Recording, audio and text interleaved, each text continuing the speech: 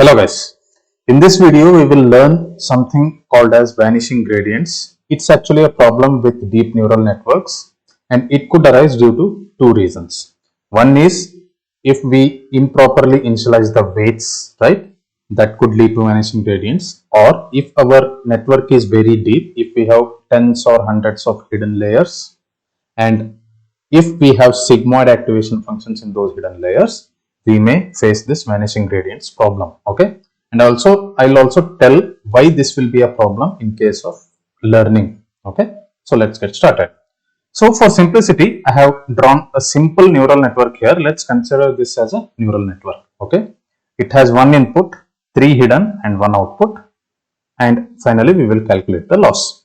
So in case of gradient descent with backpropagation, we need to update the weights associated with each layer, right? So this layer will have the weights associated with called as W1, W2, W3 and W4, correct? So we need to update the weights like, what's the formula? Let's say we have to update W1.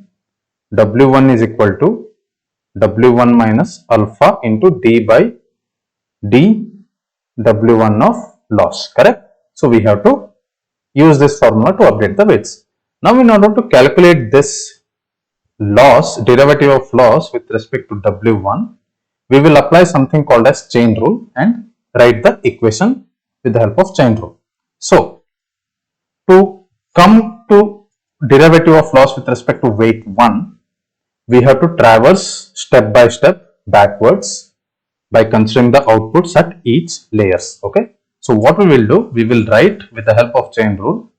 The formula for this is derivative of loss with respect to output A4 multiplied by derivative of A4 with respect to input A3, again derivative of A3 with respect to its input, which is A2, and derivative of A2 with respect to its input A1 multiplied by derivative of A1 with respect to its input, which is W1. Okay, so this how I have written this with the help of chain rule. Okay, so we can write it like this, and in order to understand vanishing gradients problem, we have to write the chain rule with respect to the outputs and inputs, not with respect to the weights. So I'll tell you in next steps we'll again expand this so that we will know how to derive with the weights also. Okay, so now what is this value? So this first value, this we know, it's simple, A4 minus actual. So A4 is our y hat, right? This is our predicted. So this is simple, we can calculate it like this. Now let us take this particular thing here and calculate what is derivative of A4 with respect to its input, derivative of A3. Okay, so let me write down derivative of A4 with respect to derivative of A3. So what is it? Okay, so in order to understand this, we will first write down the forward propagation equations for A4. And what are those forward propagation equations for A4? How do we calculate it? So this is an activated neuron, right? So activation is sigmoid. So we are talking this vanishing gradients problem with respect to sigmoid activation functions. Okay, so activation function will be sigmoid. Sigmoid of what is it? Weight 4 into input is A3 plus B4. Right? This is our A4, and we call this as Z4. Just remember this. Okay. Now, how we can write this? The derivative of A4 with respect to derivative of A3. With the help of chain rule, we can write it as derivative of A4 with respect to derivative of Z4 with respect to Z4, and in turn derivative of Z4 with respect to the input A2, A3, right? Sorry, not A2, it's A3. So for Z4, input is A3. So this is again also with the help of chain rule. Okay. Now let us write this with substituting A4 values with these values. Okay. Now I am expanding this further. So I can write it as derivative of, what is A4? It's sigmoid of W4 A3 plus B4, right? And it is with respect to Z4, correct? Multiplied with derivative of Z4 with respect to derivative of A3, correct? Now, understand this. Derivative of sigmoid of, what is this value? This is nothing but our Z4, correct? We have seen it here. This is our Z4 and it is with respect to Z4, right? Multiplied with, I will come to this part in the next section, right? Derivative of A with respect to A. Now, this term here is derivative of our sigmoid function. Derivative of our sigmoid function, correct? I hope it's clear, right? So, how our sigmoid function looks like? So, if you draw the sigmoid curve, so it will look something like this, correct? So, it is 0, 0.5, 1, correct?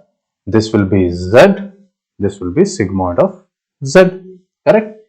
Since we are dealing with Z4 here, let me denote it Z4 and sigmoid of Z4, okay? Now, the derivative of this sigmoid function ranges from 0 to 2.5. So, this is very important, okay? So, the derivative of this sigmoid function, it will be a value between 0 and 0.25. So, you have to understand this. You have to remember this. So, what is this is asking us to do? What this is asking us to do? It is asking us to take the derivative of this sigmoid at point Z4. And this point Z4 could be anywhere on the curve, anywhere on this particular x-axis. And depending upon that Z4 value, the value of this derivative will be between 0 and 0.25. Okay. So now we will just write it as some value between 0 and 0.25, right?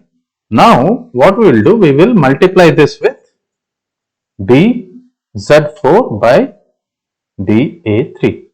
Now we will simplify and solve with respect to z4 by a3. So what this will be, it will be, if I expand z4, z4 will be my w4 into a3, correct, plus b4 divided by, so this it should not be called as divided by, but just for the sake of explanation I am telling like that. So this is derivative of z4 with respect to a3. Okay. So if you know calculus, this will be equal to w4, correct? It's simple, right? If I am writing differentiation of 3x with respect to x is 3, right? So similarly, differentiation of w4a3 plus b4 with respect to a3, it's w4, and this is constant, this will be turned to 0, right? It's a simple derivative. Now what we will do, we will multiply w4 with some value between 0 and 0.25. Okay, this is what we are doing here. So let's say our initial value for w4 is 2. Just per se, we assume that we have initialized it to a value of 2. Okay. Now what we are doing, we are multiplying, let's say, and also let us assume the derivative of sigmoid happens to be 0.25. Okay, we are multiplying 0.25 with 2. So the output will be 0.50. Correct? So what is this 0.50? This is this particular thing. Derivative of a4 with respect to a3. And in this computation graph, where it lies? It lies here. Derivative of a4 with respect to a3. And this happens to be 0.50. Okay. Now, if you take a look at this equation, this derivative of A3 with respect to A2, derivative of A2 with respect to A1, these both things are also derivatives of sigmoid, correct? Derivatives of sigmoid, and since they are derivatives of sigmoid, the values will range between 0 and 0.25 only. Okay, and suppose, let us assume we happen to arrive at the same values. Let's say derivative of A3 with respect to A2 will also be 0.5. Let's take this also as 0.5. So what we will do, we will multiply 3 0.5s, right? So what we will get, 0.5 into 0.5 into 0.5, correct? Or how many we get?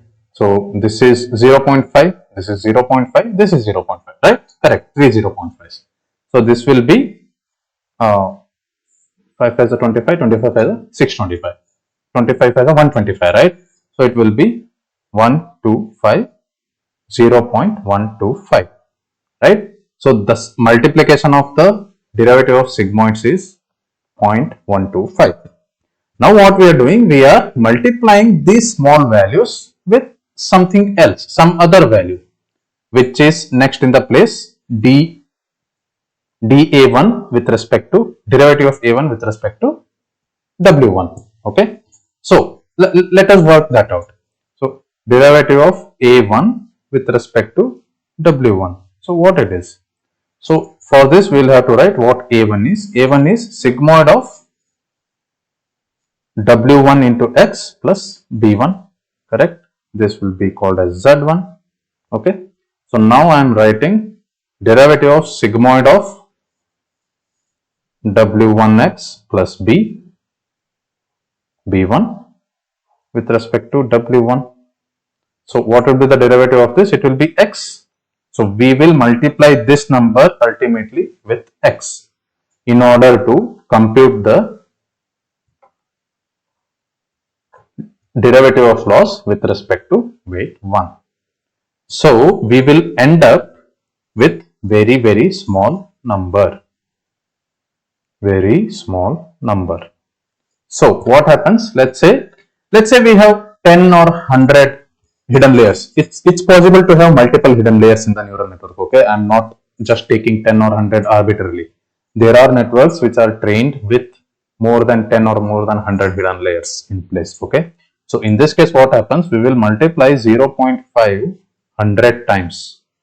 So this will be very small value, very small value, so that this will be almost equal to 0. Now that we have calculated this gradient here, right, now we will plug this small value in this particular formula, correct? Suppose let's say initially we initialized W1 to a value of 2. Let us just assume that. Okay, now what will be the update? It will be new W1 will be equal to 2 minus learning rate. Usually this will be 0. This will range from 0.1 to 0.0003 or 1. So this will be the range. For our understanding, let us take the higher value itself, 0.01. 0.01 into, this will be a very small value, right? So let's take 0.05 just for our assumption. Okay, now what happens? 2 minus some value which is very small. This will be, new W1 will be so small that it may look like this, and this in turn is very close to the old value which is 2, right? So we will end up updating the weights which are negligibly small, right? So even if we do not update, it doesn't matter that much. So now instead of 2, we will have the value 1.99995, okay? So which is also close to 2. So now with these updated weights, we will compute forward propagation, right? Now if we compute forward propagation with such small updates in the weights, we will be not able to see improvement in the loss. There will be no improvement in the loss. Okay. When I say improvement, the loss should be reducing for each iteration, right? Since the weight updates are so small, the output in the final layer will not change much, so that our loss may remain same across multiple iterations. Okay. So since we are not able to reduce the loss, we can say that this neural network is not learning. This neural network is not learning. So that's why vanishing gradient is a major problem in case of deep neural networks. And if we have sigmoid activation functions in those hidden layers, we are for sure to encounter vanishing gradient problem, and we will see no matter how many iterations we train this, our loss will not reduce and our neural network will not be able to learn anything out of it. So hope you guys understood this. It's very simple. Once you understand the chain rule, you can work this out yourself, right? So you can maybe cut down a layer or add 2 or 3 more layers and try to work it out yourself. Try it. If you have any questions, reach out to me in comment sections. I'll be happy to help you guys. Okay. So if you like the video, please press like and share with your peers. And if you are not subscribed to my channel, please do subscribe. Till we see in the next video. Happy learning. Bye bye.